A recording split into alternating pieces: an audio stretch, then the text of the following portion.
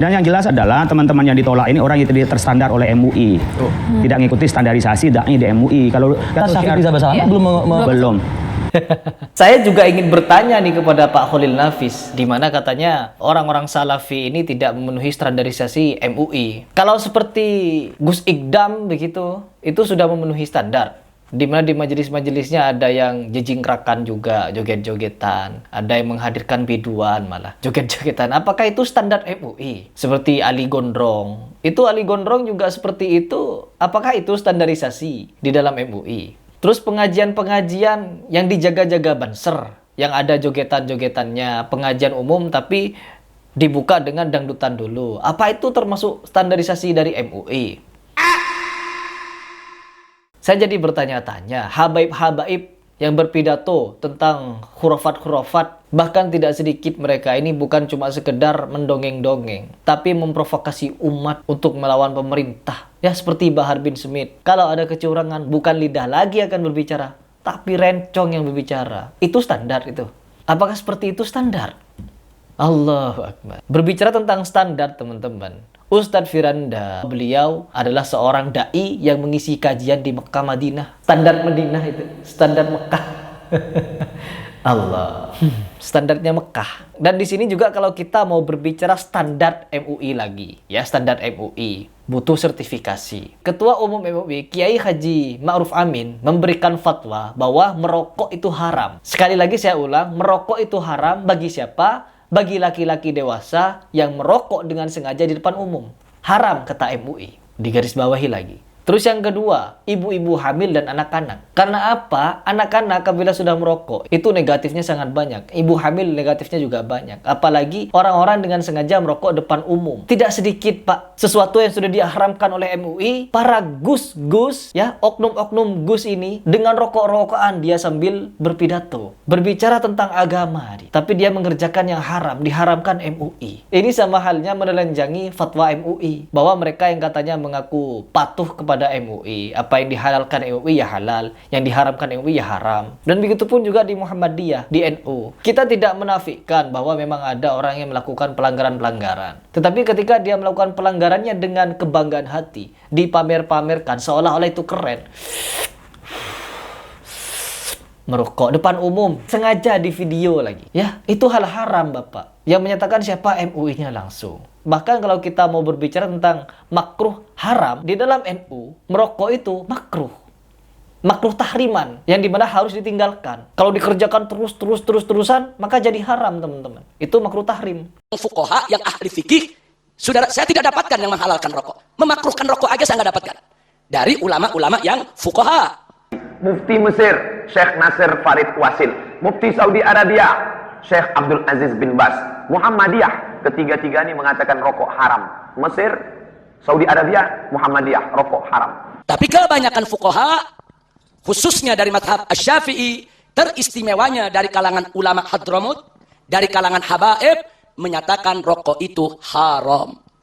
Jadi kalau kita buka kitab Bughyatul Mustarsyidin, nah, di sana itu disebutkan bahasanya at-tumbak. At-tumbak itu tembakau, diharamkan.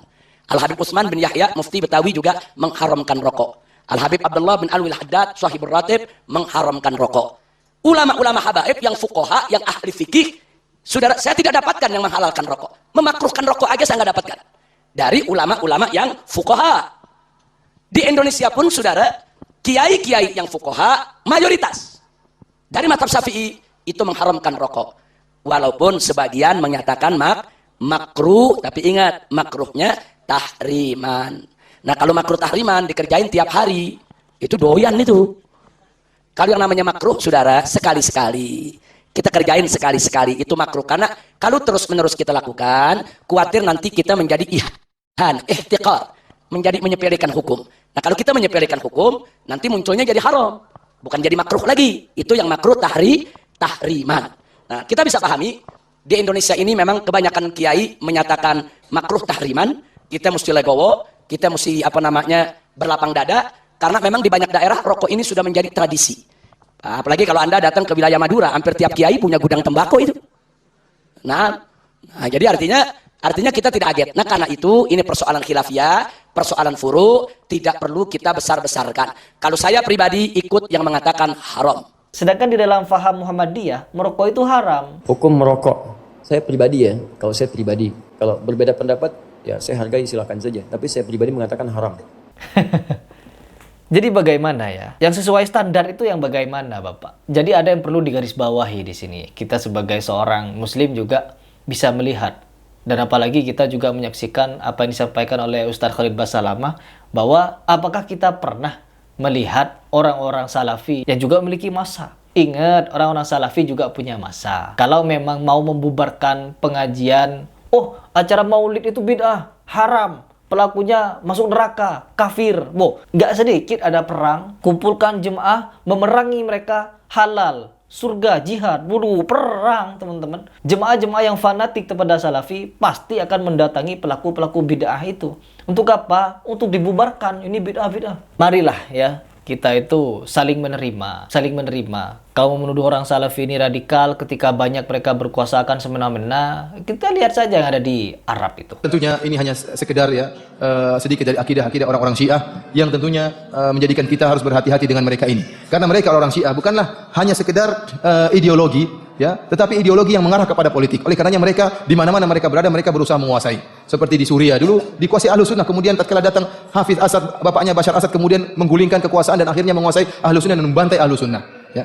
Di Bahrain mereka berusaha mengadakan penggulingan kudeta terhadap pemerintah yang ada. Mereka ingin menguasai dunia. Di Saudi tidak ada demonstrasi kecuali yang dilakukan oleh orang-orang Syiah. Dan lihat bagaimana adilnya Ahlus Sunnah. Ya. Ahlus Sunnah yang digambarkan oleh orang Syiah sebagai Khawarij, Wahabi, Khawarij, bengis, suka membunuh darah kaum muslimin. Ternyata orang Syiah dibiarkan di Saudi.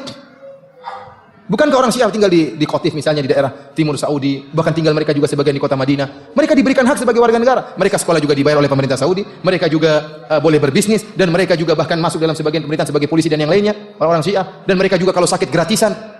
Coba kalau Ahlus Sunnah di daerah Syiah, dibasmi, dibunuh, dipersempit. Adapun Ahlus Sunnah, orang-orang Ahlus Sunnah tatkala orang Syiah, mereka tetap aja baik kepada mereka selama mereka tidak mengganggu, tidak disakiti. Ya, karena Nabi SAW demikian sikap beliau terhadap orang-orang munafik. Oleh karenanya orang-orang Syiah sering mengatakan, kalau kami memang bukan orang Muslim, kenapa kami boleh berhaji dan umrah di kota Makkah dan Madinah? Jawabannya karena KTP-mu KTP Islam, Islam. Coba kalau KTP-mu KTP Syiah, ya tidak akan masuk di mana? Di Arab Saudi. Jangankan kamu, bahkan orang-orang Ahmadiyah yang jelas-jelas kafir mengaku ada nabi baru, boleh berhaji di Makkah dan Madinah. Kenapa KTP-nya KTP Islam, KTP Muslim? Tapi kalau KTP-nya Ahmadiyah, tidak akan dibiarkan masuk. Oleh karena ikhwani fil azani Allah yakum, bagaimanapun kita berbuat adil kepada mereka, kita tetap harus berhati-hati. Karena orang-orang Syiah mereka punya makar. Ya. Lihat sekarang mereka jumlahnya sedikit, mereka sudah berani mengancam Ahlus Sunnah. Bagaimana jika mereka kemudian memiliki jumlah yang banyak dan mereka terus berkembang? Dan Iran tidak putus-putus yang beri bantuan. Iran adalah negara dakwah. Mereka punya dana khusus untuk apa? Untuk dakwah. Bahkan mereka membeli para kiai-kiai, dibeli supaya diam, bahkan membela orang Syiah. Dia undang ke Iran, setelah pulang sudah diam, enggak banyak ngomong. Ya, bahkan membela Syiah, bahkan mengaburkan, mengatakan Syiah tidak semuanya sesat, Syiah bermacam-macam. Kita bilang iya bermacam-macam, tapi yang ada di Indonesia Syiah Rafidhah Imamiyah. Ya. Ini membuat bingung orang masyarakat. Kasihan banyak orang masyarakat tertipu. Gara-gara uang dia kemudian membela Syiah.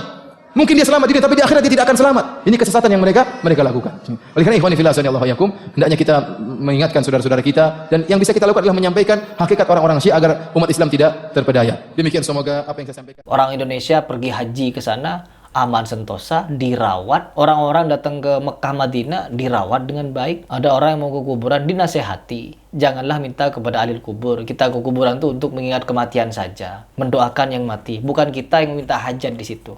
Kan kadang ada orang Indonesia itu punya hajat. Saya lama tidak mendapatkan jodoh, lalu pergi ke kuburan. Perantara orang kubur, mungkin di sini aku bisa mendapatkan jodoh, doa mustajab. No.